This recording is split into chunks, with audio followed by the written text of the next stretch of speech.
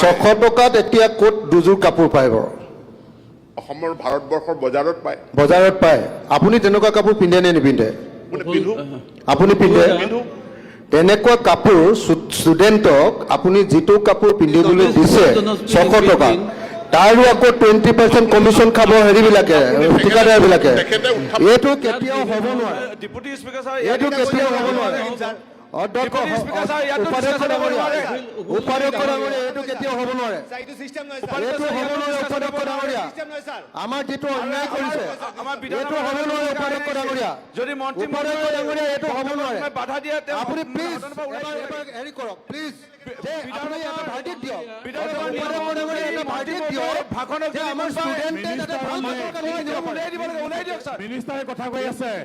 Minister on leg. এটা কথা বুজি পাব লাগিব যে আমি পিন্ধা গেঞ্জিবিলাকৰ দামো তাতকৈ ডাঙৰ বেছি।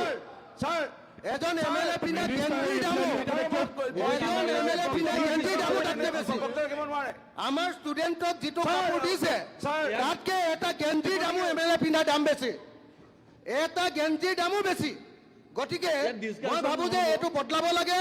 ইমিডিয়েটলি ভাল কটন কাপোৰ দিয়াৰ ব্যৱস্থা কৰিব লাগে। এইটো মানি নলওঁ কেতিয়াও। এইটো কেতিয়াও নহ'ব। আমাৰ কণ কণ ল'ৰা ছোৱালীৰ ওপৰত এনেকুৱা অত্যাচাৰ কেতিয়াও মানি লোৱা নহ'ব। মাননীয়